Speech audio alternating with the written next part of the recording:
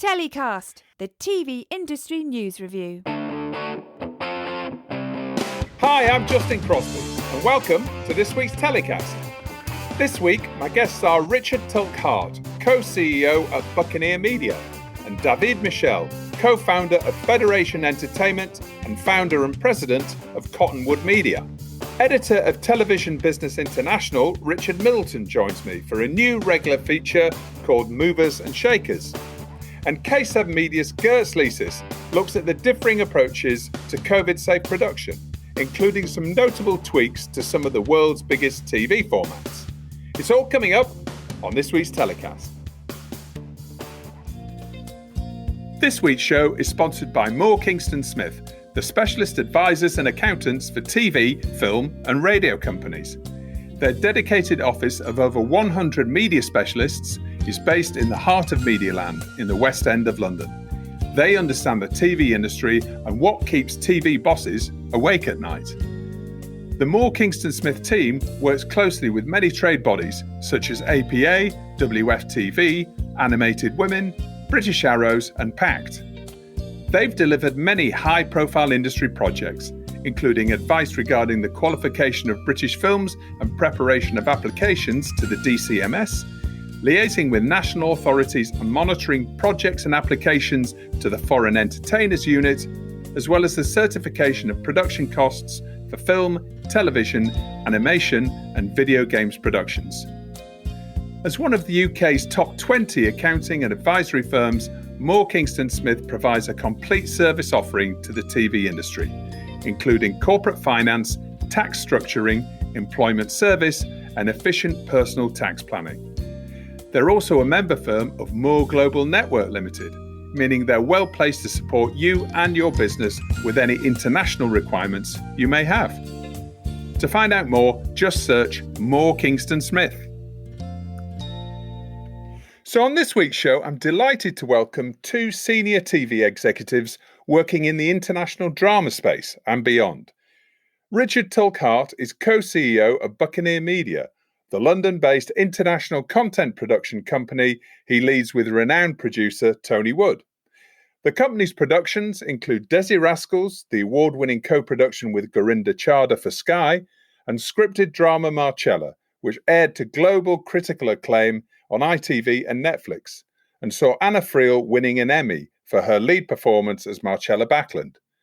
Season 3 of Marcella is airing on Netflix worldwide right now, and ITV in the UK and Ireland shortly. Buccaneer is currently collaborating with a world-class stable of literary and directing talents, including Lars Lundstrom, Øystein Carlsen, Irving Welsh, Elizabeth McNeil, and Hans Rosenfeld. And David Michel is co-founder of European production powerhouse Federation Entertainment, the production company behind hits such as The Bureau and Baby on Netflix. David is also managing director of its kids division Federation Kids and Family and founder and president of Cottonwood Media, the production subsidiary of Federation Kids and Family. Cottonwood creates, produces and invests in premium talent-driven kids and family content. Based in Paris with offices in Los Angeles, Toronto and Berlin, Cottonwood's productions include the hit teen drama Find Me in Paris, animated feature Around the World in 80 Days, and preschool series The Ollie and Moon Show and animated comedy Squish. So, welcome to the show, Richard and David. Hello, Richard. Hey there, Justin. Hey, David. Richard, starting with you, are you missing Cannes like I am? Strangely, yes. I think probably between MIP TV and MIPCOM, I must have done at least 40-something of them. I never thought I would hear myself say it, but I am genuinely missing it. The grass is always greener type situation. But then again, I think I could probably travel anywhere right now, even a war zone, and I can enjoy it. Just to escape from my office at home. How about you, David? Are you pining for the Riviera? I feel exactly the same way. Before COVID, I was getting into this, yet another MIP, kind of situation you get into after a few years. Yeah. And now I'm not only truly missing it, but I'm seeing what was so important about it, which is, obviously human contact, but not just that. Like as we're all pitching on Zoom, on Skype, on the phone, instead of, doing it in the flesh, you can really see what's missing from that human contact. Crossing all fingers that this is over soon. Yeah, actually having that face to face is so important.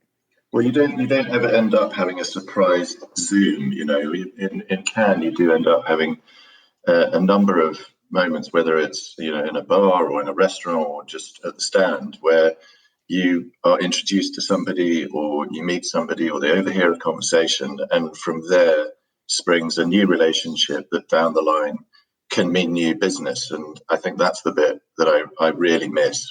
I think there's a phenomenon that only happens in large crowds and at MIP, which is, the good rumor mill. Basically at MIP, if you have something cool and you show it to someone, then another network from another country will come to you and say, "Oh, I heard you were pitching this." And, it gets bigger and bigger. And it really gives a lot of, energy to the pitching and people being interested. And that has gone away. We know pretty well all the buyers we're speaking to and pitching to on Zoom right now, but it's always one-on-one. So you don't have this. And that's, I guess, what I miss the most, Yeah, it's the opportunity to create that organic buzz. Yeah, absolutely. Yeah, the word of mouth actually at the market, and that's something from in my profession. We're always looking to hone and try and work out how we can really build a buzz throughout the market for clients' projects. Taking that away makes it just a little bit more linear, if you like, in the way that you can pitch. Richard, it's a year since it was revealed that you were going to be making the move from A&E Networks to join Buccaneer Media. You joined Tony Wood as co-CEO in January. How's your 2020 been so far? Let's not dwell on the bad bits of 2020, because I think everybody has their own stories to tell there. But we got quite lucky. We recently finished producing Marcello season 3 for ITV Netflix. We weren't stopped in mid-production, which I know many people were, so that was a blessing. We've had Crime was picked up by ITV for BritBox. We had Whitstable Pearl picked up for the AMC service Acorn. Then Whitstable Pearl goes into production, all fingers and toes crossed, in less than 2 weeks. Right. And then Crime is due to go into production in Edinburgh in March.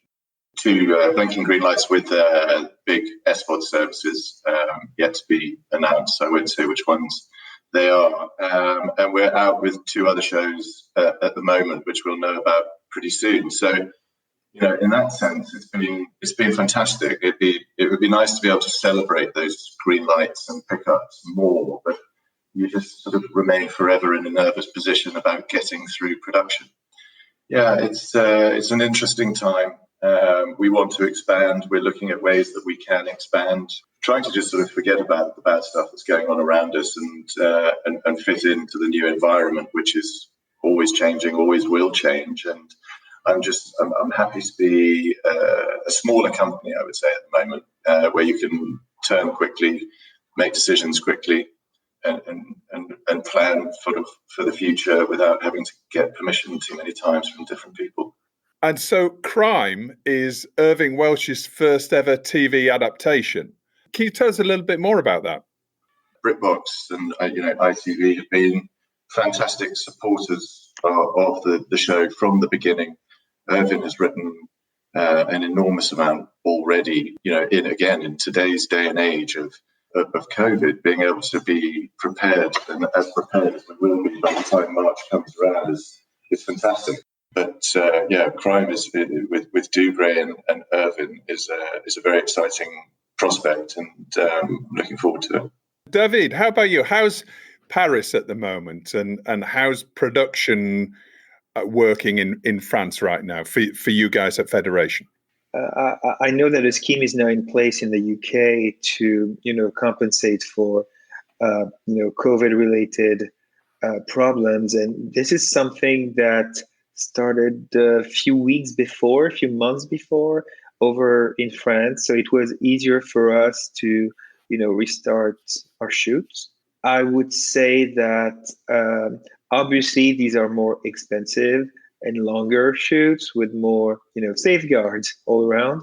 I'm one of the producers at Federation, and I handle everything kids and family. So what I can tell you is that my colleague, those who do prime time live action, they are now fully functioning and not back to normal, but back to shooting. And it's been going well. There hasn't been any major accident. On my end, we finished season 3 of Find Me in Paris right before the lockdown. So that was good. We finished editing the show and delivering during lockdown, but that wasn't really affected. As you know, we had a very strict lockdown in France. Yeah. We could only walk out like an hour a day, so really could not go out to work. But still, because half of what we do on the kids and family side is animation, that went on, got slowed down a little bit, but that went on. So our main current production is our first CGI feature film with Studio Canal. It's called Around the World in 80 Days, and it's a slapstick take on that by the author of Ice Age 2. So that got just delayed a little bit during lockdown, and we're delivering in the spring. So that's quite exciting. Yeah. And then we used that time of lockdown to develop a lot. I know a lot of people did, and but I think we did it in a smart way, very focused way. And as soon as we came out of that period, so that was May in France, we started pitching these new shows and got some great feedback. So we now have one major teen live action show, kind of like Find Me in Paris, that is getting greenlit by a major SVOD and a few major European channels. I can't disclose it just yet because my head would be chopped. I know that one only too well, yeah. So this is a co-production, and the other one is a full-on commission by another platform, US, and we're on the verge of being greenlit. So, that time off was extremely helpful for us. So we started the company 6 years ago. We're a very entrepreneurial company. And, when you start a new production company, the first few months, you can really focus on your development. And that's fresh and exciting. And then you get commissioned, and then problems start to pile up. And your mind isn't as free as it used to be to develop. So that lockdown period, for us at least, was a real breath of fresh air. It put us back into that, starting a new company, let's develop type of state of mind. You mentioned Find Me in Paris. Who are the broadcast partners for that? So the show is co-produced with ZDF Enterprises, and Hulu, as well as Disney France. And then it's sold pretty much everywhere. But the founding partners of the show really are ZDF Enterprises, and Hulu, who they're the ones who really believed in the show. And it's kind of a strange animal, this show, because it's we kind of created a new category with it, which is premium international drama for kids and family. And it's a small, very, very small niche, because basically you have your domestic drama in Europe, and it's great, and the budgets are lower. Then you have your US dramas that have a very high price point, and we're kind of in the middle. So the budget for Find Me in Paris was, I think, about like 14 million euros for 26 half hours. So, the cost per half hours is not that high if you compare it to the US, but for, a younger show, it's really good. And It's interesting. That worked really well. No one was doing that kind of show, so we saw a lot of demand for it, and that's why we developed more during lockdown. Yeah, absolutely. Richard, you've also been working in the podcast space. Tony Wood, my business partner, and Michael Epstein have produced a documentary called Murder in House 2. This followed a massacre in Haditha in Iraq by a group of US Marines, and the subsequent court case, which was the biggest war court case in history in the US. And Michael Epstein really followed this from start to finish. There's far too much to say about it on the time that we've got, but there was far more footage and story than could be told in a single documentary, and so the idea came to do a podcast that we hoped that might in the end lead to the story being picked up and us being able to make it into a limited series drama. The podcast only recently been released. I think it was episode 4 went out this week. It's the number one crime podcast on Apple, so far exceeding our expectations as to how it would do. But I think we've just been more and more interested in that space for storytelling. Murder in House 2 was one of those stories that is very intricate, a lot of complicated legal matters, dealing with what was a horrific massacre of women and children in a complicated time. And those sorts of stories, they're not quickly and easily told because you're dealing with human error, cover up, geopolitics. Each one of those things can take up a series on its own. We'll see how it keeps doing, but it's one of those stories that once you've listened to one episode, you just have to know what happened. So I think the podcast space for us after this experience is something we'll certainly be looking to do more of. I think the SVOD services in particular have an enormous amount on their desks, and so it becomes what lifts a show above the other shows that are on their desk, because there's bound to be an enormous amount of very, very high quality scripts and ideas, and I think packaging with talent is going to be key in the next sort of 12 to 18 months as we carry on through this crisis and understand how to work within it. How have you found that commissioners have been approaching scripted projects over the summer, over the last sort of 6 months or so? Because obviously, up to that point of COVID happening, then, everybody was talking about the golden age of drama, the golden age of scripted. So it seemed like there was almost like an arms race, a real rush for this scripted content. And obviously what we've also seen since the beginning of the pandemic is all of these new SVODs launching, big American SVODs like HBO Max and Peacock and, the existing Netflix, Amazon Prime, Hulu, all of these buyers. There seems to be more buyers than ever. But obviously the production pipeline has closed or was closed for a certain amount of time. So how have you found drama commissioners? Are they saying, we love this project, but we can't commit right now, we have to wait until we see what's happening with the business? Or are they taking more risk and saying, yes, we've got to have this now?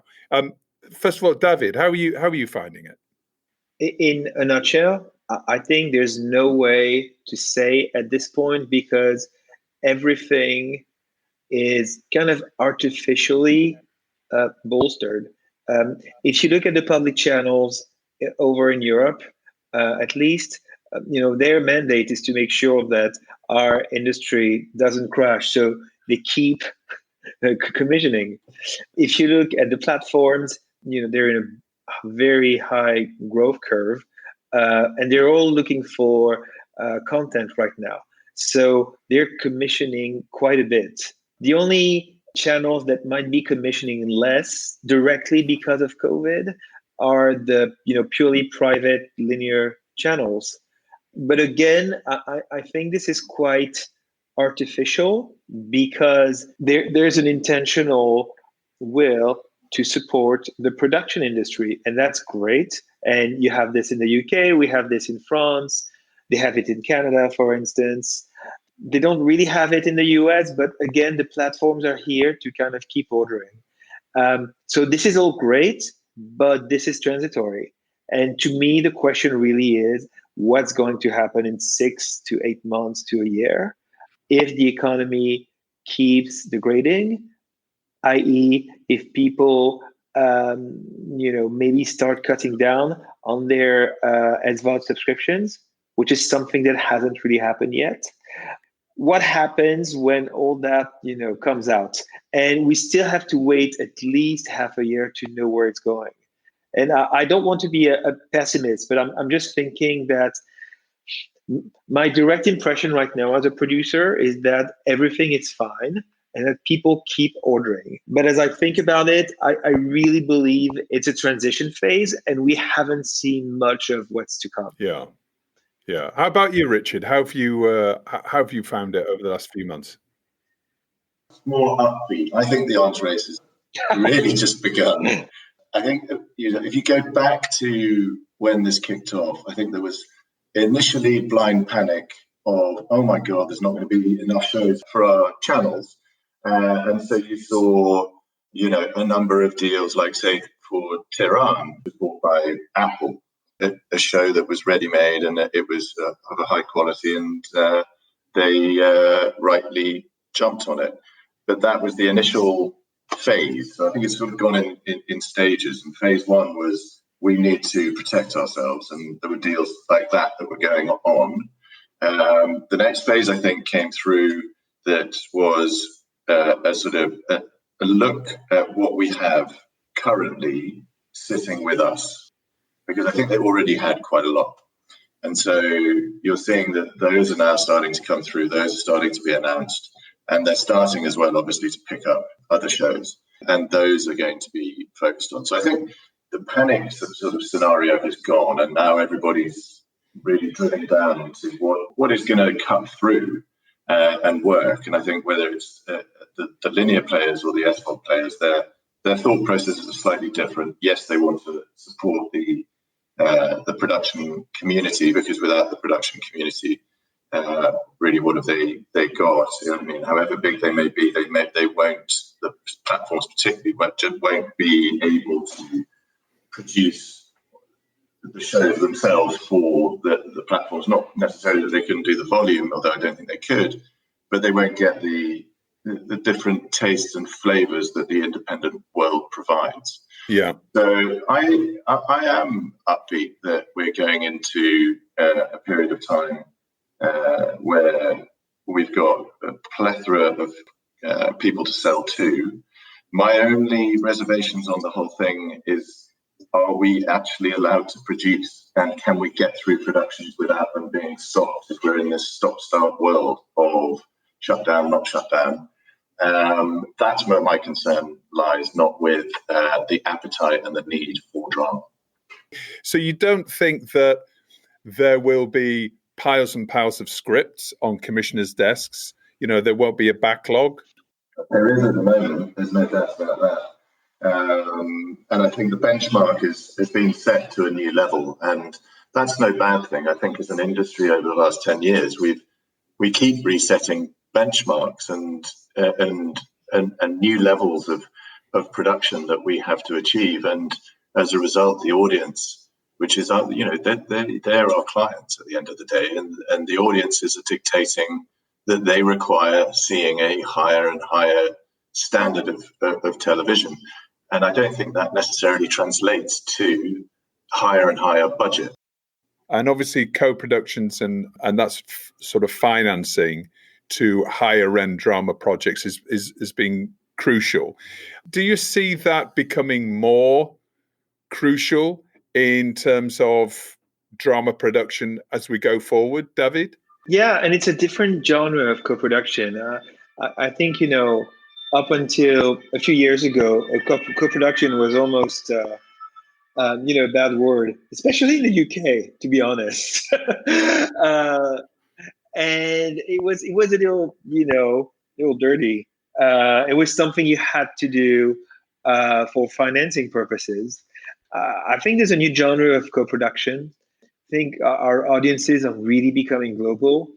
So what we're seeing, for instance, with our shows, which is, you have a platform like Hulu or, another local SVOD co-producing with a few networks. That's really interesting. That does not affect the creative, and it really brings much more financing to your show. And as Richard was mentioning, it helps you get to this new level of expectation in terms of production value. So I think this new type of co-production is here to stay. I think there's also, your typical large public channel Euro co-productions.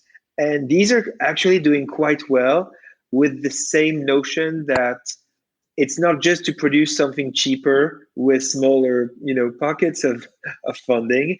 It's actually to produce something more expensive. And that makes me think of Around the World in 80 Days, the live action series that's produced by our colleagues at Federation with Slim in the UK. There's a UK network, there's France TV over in France, and a couple of other commissioners. And this really helps produce something at a budget level that's really hard to get to, except if you're doing something that's fully commissioned by a platform.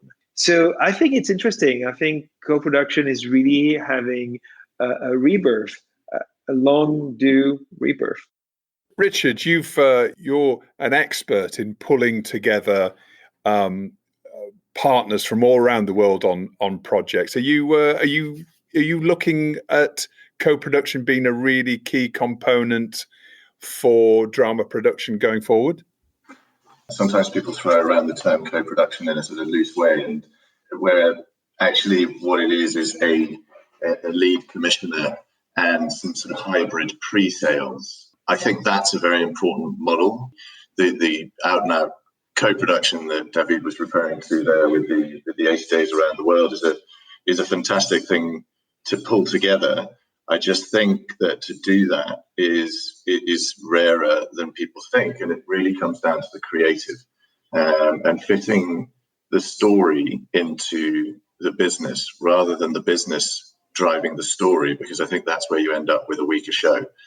For me, the story and the creative has to drive the business. And if you have that in place, then I'm pretty certain that, we can put that together somehow, some way. And that I think is going to be important, in the coming years. So it's really looking for those stories that allow for these models. And now it's that time of the show where we get to discuss our guests' stories of the week. David, what's your story of the week?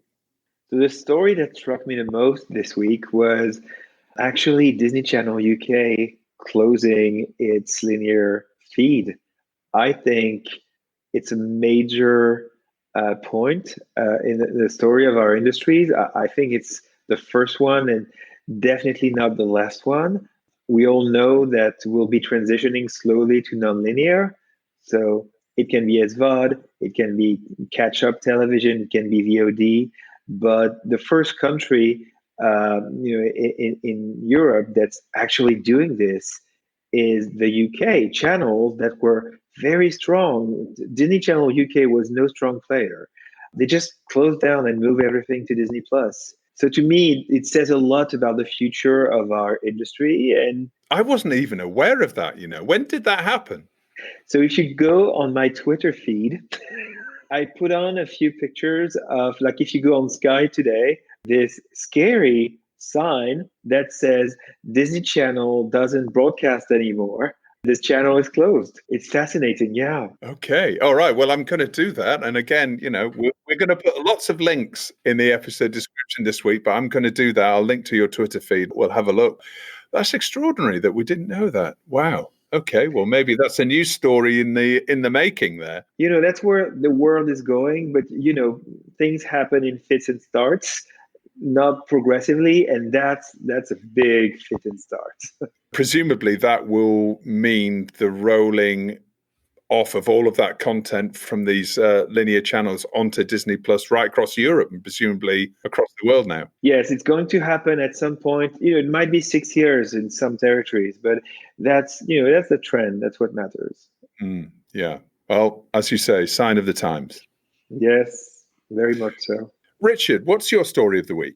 I chose an article where Jane Turton was interviewed in relation to the impact of coronavirus and All3Media. And, I think I understand why people are doing it, but I also think at a time where many, many people are suffering, when you endlessly hear that, and I'm guilty of it as well, everything's fine, it's all going well, everything's no problems here sort of thing. It was quite refreshing to read an article where she clearly states that the problems of COVID-19 have not been felt yet, and they are around the corner and they are preparing for them. And for a giant like All3 to be saying that, I thought was, it was refreshing. I read it feeling as though to hear that there are headwinds coming, but we're all in this together, and everyone is going to feel them in some way or other. It was an article that I hadn't read from any other big company in the way that it was written. So that's why I chose it. And that was the story that All3Media delivered record-breaking revenues of almost £750 million for 2019. And now they're looking at this year and going ahead. And the term that they used was significant risk to the business in terms of coronavirus. And obviously, this is a company that's picked up more than 40 SVOD commissions over the last 2 years. It is, as you say, Richard, refreshing to see a big production group being realistic and, saying what I think everybody is aware of, but being the first to say, this is not over yet by a long chalk. And now it's that time in the show where we get to hear our guests' nominations for Hero of the Week and who or what they want to tell to get in the bin. David, who's your Hero of the Week?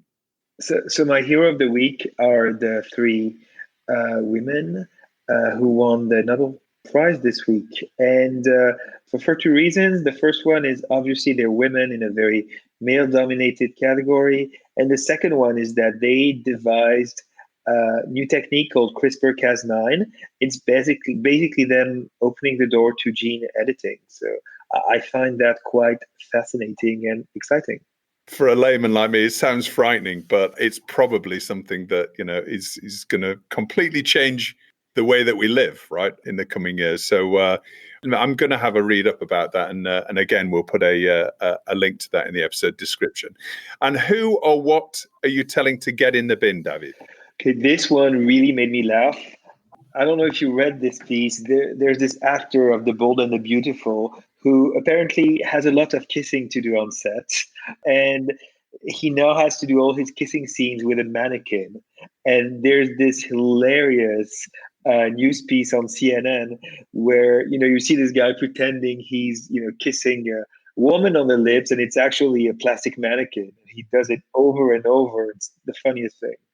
And it's funny, and obviously it's very telling about the times we live in. So that's my bin. Yes, no, absolutely. Well, I think we can all agree with that and put that in the bin. I'm not going to think about that too much more. Yeah, makes me feel a bit queasy. Richard, who's your hero of the week? The fly that landed on Pence's head and sat there for a full 2 minutes.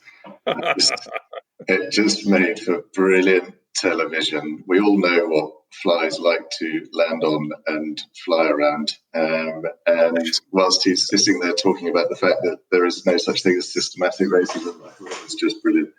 I just felt sorry that the fly had Pence on his stomach for a couple of minutes. Yeah, absolutely. Well, yes, the fly. Well, maybe we can get the fly on the show in a coming episode. But I understand he's fully booked. Yeah, fully booked. Yeah, I'm sure he's got some insights that he can share, and he's obviously the world's most intelligent fly. And who or what are you telling to get in the bin, Richard? It's got to be Pence, hasn't it? Yeah. Following on from the fly. He can just hop in a bed. The fly can head off into the sunset. Yes, absolutely.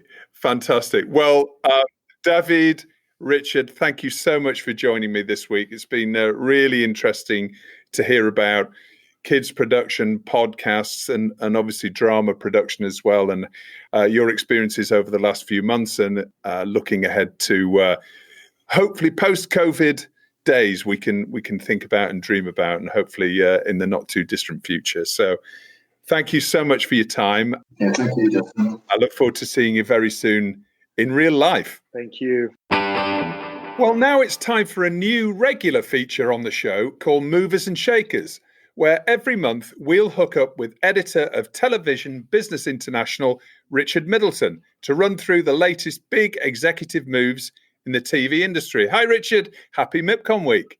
Hi, Justin. Very nice to virtually be here. Thanks for having me.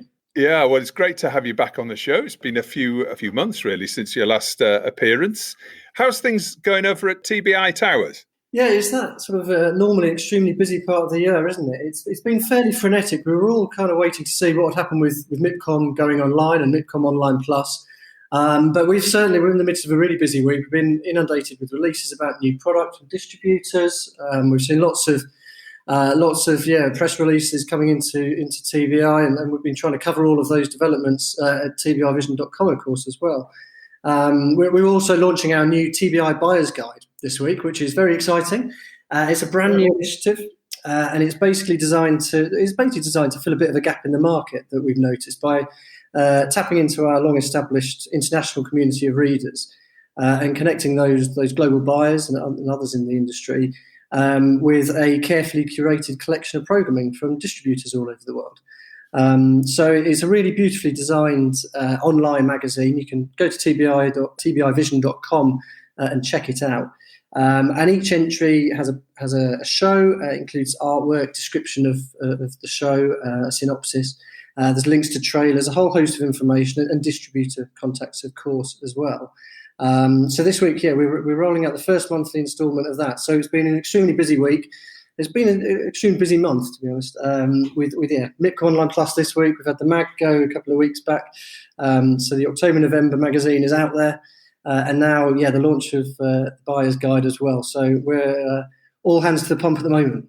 Yeah, it sounds like it. You have been busy. Well, good luck. Good luck with that. Now, we're seeing a lot of high-profile executive changes in the world of TV right now, and there's probably none bigger than those at Netflix. Indeed, it has been. Yeah, it's been a fascinating month, 6 weeks or so in the world of the senior TV execs and where they might move to next. As you say, Netflix has been at the sort of centre of some of the changes.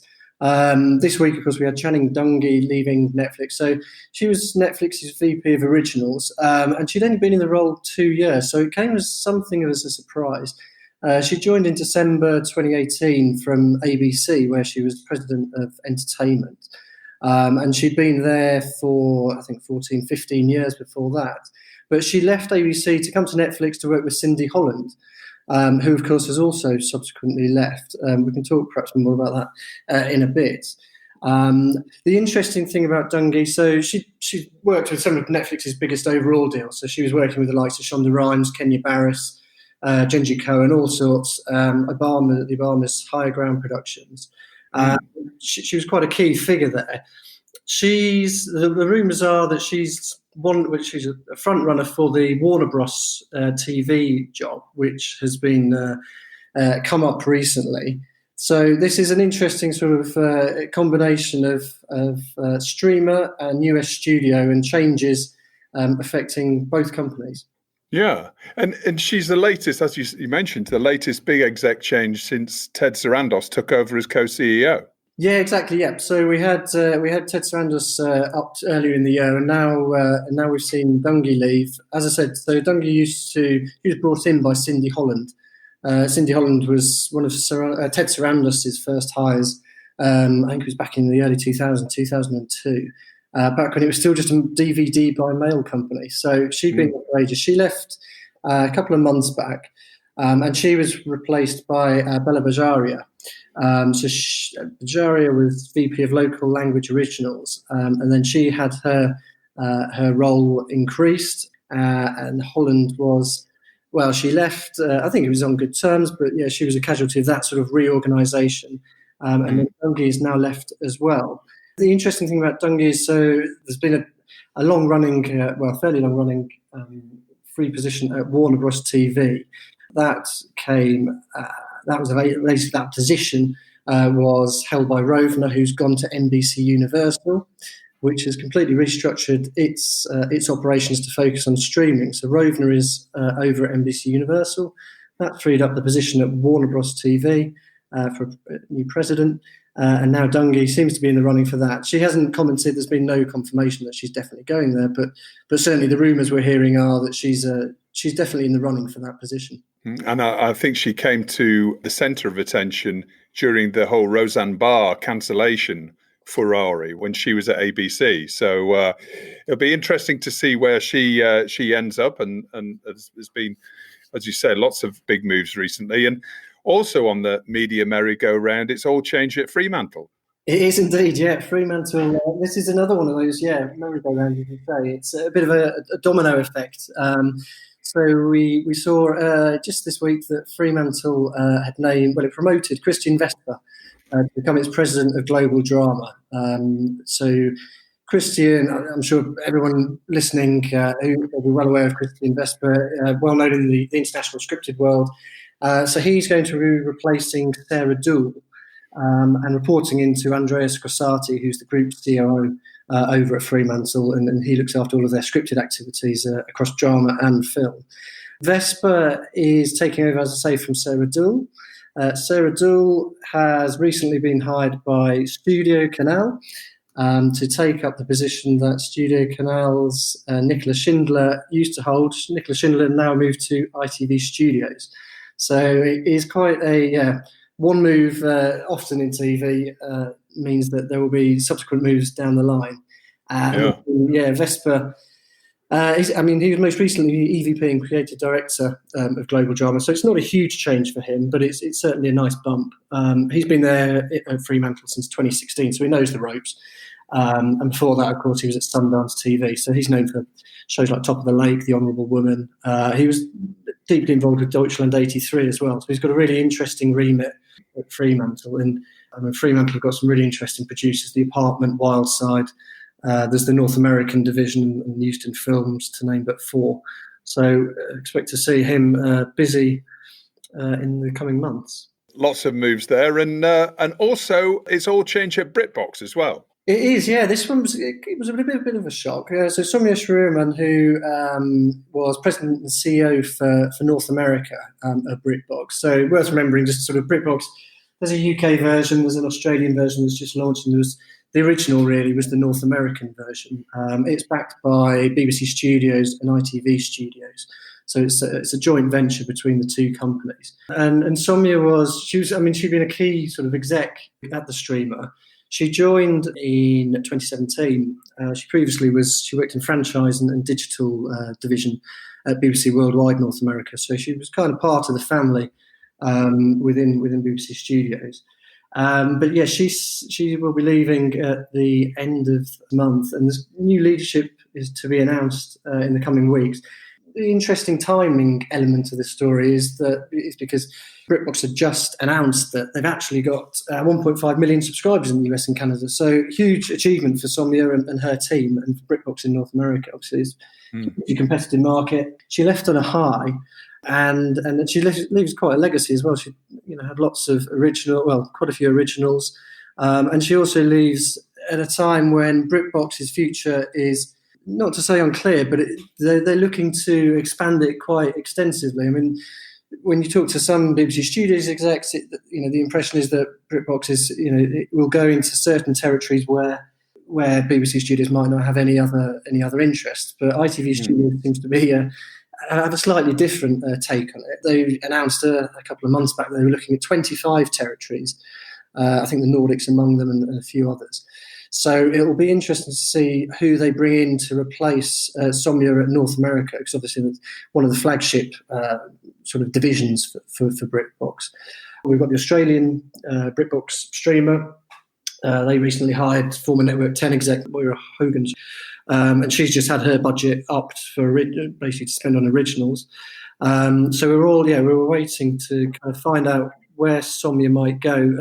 There's been a few rumours, but at the moment there's nothing too concrete of yet. Wherever she goes, she'll be taking a pretty impressive CV with her. So good luck to her.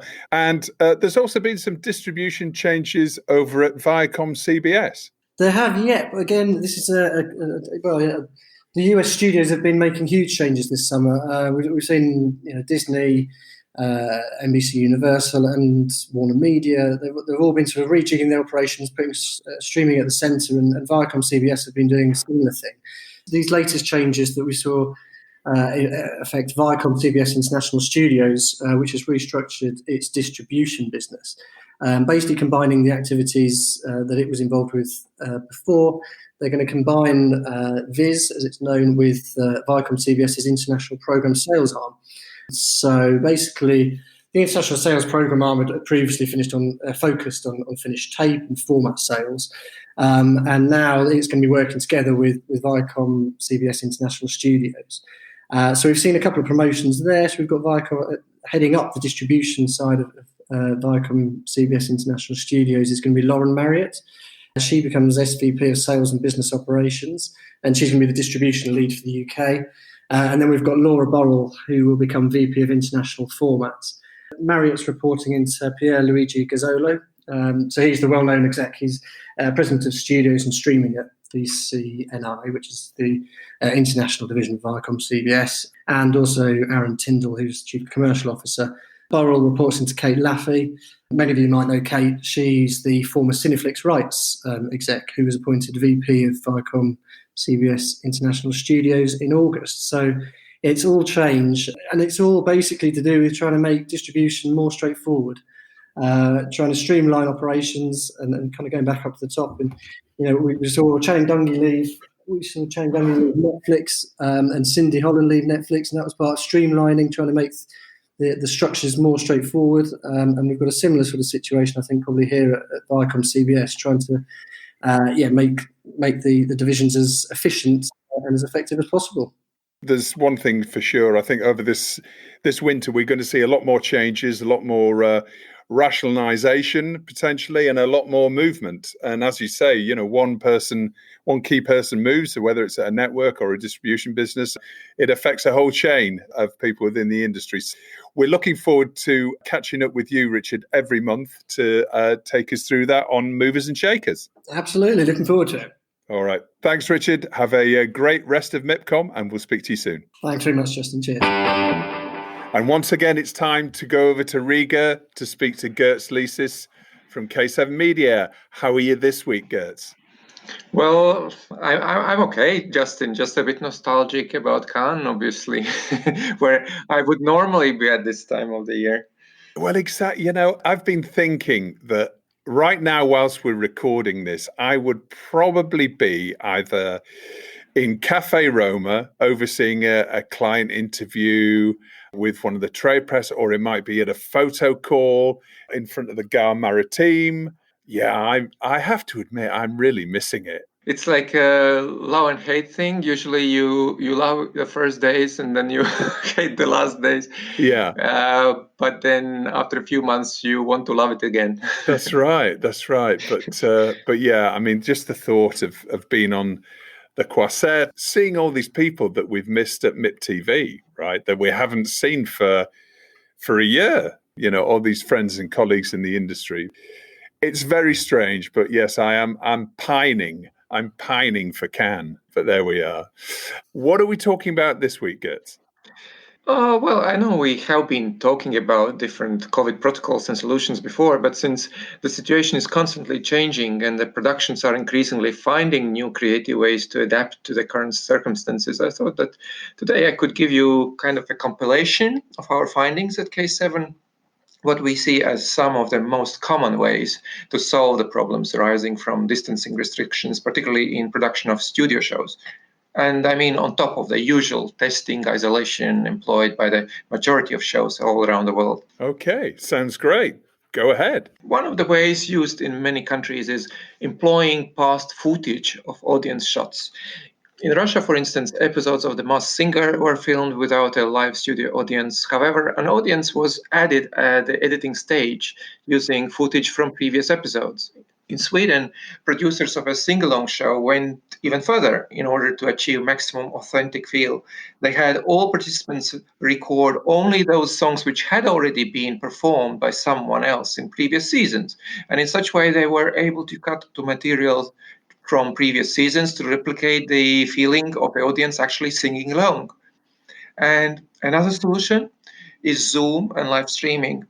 Australian version of The Voice used a redesigned set with two of the coaches who were unable to be physically present, beamed into the studio via real-time satellite link. And in Israel, super big LED screens were built into the set for the Big Brother final. All screens were then filled with a large number of small screens, with people using Zoom or FaceTime to create the feeling that an audience was present. And another Swedish sing-along show used an app allowing viewers to film themselves at home, acting as a live stream virtual audience. The method number 3 would be audience soundtrack. In a Dutch studio quiz show, the host had a special hand-controlled pad via which he could control audience reaction, playing audio such as laughter or applause at appropriate moments. In production of The Voice of Mongolia, a soundboard for clapping effects was positioned next to the coaches, and large screens projected a selection of 20 to 25 viewers via Zoom. And of course, the audience soundtrack approach is something we also see widely used in sports broadcasting. Another way used by many productions involves audience replacements and changing the setup. In France's adaptation of Don't Forget the Lyrics, for instance, as many probably have heard already, the presenter was joined by a cast of puppets in place of a studio audience. In a German stand-up comedy show, although the comic routines were presented via video conferencing tools, an in-studio host coordinated the show, while mannequins with tablets for heads replaced the studio audience. In German version of The Voice, with only about a third of audience seats filled, viewers are encouraged to send in photos of themselves so they can kind of sit in the empty audience seats. The network is even providing information in advance to those participating as the virtual audience members about image detail, clothing, light, and positioning. And in UK, Strictly Come Dancing this fall is going to overcome the audience issue by seating audiences around tables in a cabaret-style setup. The next cluster of solutions could be defined as staggering contestants, bubbles, and camera angling. In Australian version of The Chase, for example, the 4 players are staggered behind the panel, ensuring they could still work as a team whilst group shots were possible. In Denmark, another trick was used to maintain distancing, moving the host back away from contestants in order to use the depth distance as invisible space. In UK, the potential winners of Who Wants to Be a Millionaire won't be able to receive the host's congratulatory handshake for as long as the pandemic continues. Meanwhile, the entire cast and crew of the Great British Bake Off were quarantined in an Essex hotel for the run-up of the shoot, and even practice kitchens were built for the bakers to practice on their days off. And by the way, Bake Off's premiere turned out record-breaking with consolidated audience of 10.8 million viewers and a 38.3% share, making it the biggest Channel 4 broadcast since 1985. And it also became the highest rated program for young viewers on any UK channel this year, with a consolidated, can you believe it, 61.4 share of 16 to 34-year-olds. Wow. And it still, defies logic when I think of it. 16 to 34-year-olds watching baking shows. Yes, exactly. And finally, UK's Hat-Trick in August announced something we could define as separate screening rooms. They said they were working on a two-studio solution for panel shows, proposing to beam in live audience reaction from a socially distanced screening room separated from the studio panel. So these examples list only some of the most common adjustments, of course, while each individual case is different. And even adaptations of classic, strictly formatted shows accept the importance of flexible approach depending on local circumstances. Take the Indian version of the iconic Who Wants to Be a Millionaire, for example, where the producers have made a decision to drop the audience vote lifeline at all for now and have also decreased the number of fastest finger players from 10 to 8. Well, there's some fascinating solutions there to some of these, these production issues. On a slightly different note, what do you see as the new hot formats coming this fall? I think it's the shows that perhaps may be emerging with the current restrictions in mind, but which bring fresh ideas and come with creative solutions strong enough on their own right, so that they can make viewers forget about the COVID background. And once the pandemic is over, these formats could still fly without anyone remembering that they had been created with COVID restrictions in mind. And one example of such formats, I think, maybe Nine Windows, for instance, a new comedy game show talent contest developed in partnership between Japanese Nippon TV and the Story Lab. Presented by a comedy host, the format is featuring 9 ordinary contestants beamed into a studio from their homes through 9 different windows, giant studio screens, and impressing the studio judges with their hidden talents, from balancing household objects on top of one another to using knife skills to slice them into any shape. I think an idea like this applies as much to the current social networking and TikTok-like short-form creativity trend as it suits the COVID environment. Or the Ben & Jerry's new dating reality launching online on TV to play in Denmark called Alone Together, in which 8 single people are placed into pairs and isolated across 4 islands, where the couples must complete tasks to the best of their ability to ensure they know each other really well, and perhaps they will also fall in love in the process too. A lot of these formats that you're talking about sound a little bit like an extension of Got Talent. It's about simple, basic human skills and instincts reflected on screen. Well, another Danish format, Real Men, for instance, which was originally following a group of men trying to get back in shape, has now stepped up on Maslow's hierarchy of needs, so to speak. In the new season, the wives want their husbands to go further in their lifestyle transformation journey and expand their cultural horizons by sending them on a trip to learn about ballet, theater, painting, singing, and food. So there is something for every taste. It's going to be interesting, isn't it, as we go into winter now, and as it looks like ever stricter lockdowns are going to be imposed on us, certainly regionally, but maybe nationwide in many territories around the world, then, we're going to see more and more of these formats produced under these COVID restrictions coming onto screen. And I think we've probably seen now that, what we don't want is, something that is too obviously produced within COVID, but also reflects the restrictions that we're all under. Yeah, absolutely. That's again another dimension where we want this escapism, in this case, from the situation we are kind of trapped in. Yeah, we want escapism, but still we want a bit of reality in there as well, I think. Yeah, true. Girts, fantastic. Thank you so much. Great to speak with you again. Well, we've reached the end of another week's TellyCast. Thanks as always for listening. Don't forget to rate and subscribe to the show and share it with friends and colleagues. This week's TellyCast was sponsored by Moore Kingston Smith. TellyCast was edited by Ian Chambers. Next week, I'm going to be joined by President of Access Entertainment and former Director of BBC Television, Danny Cohen, and Val Cazalet, Partner at Media Specialists, Moore Kingston Smith. So, until then, as always, stay safe.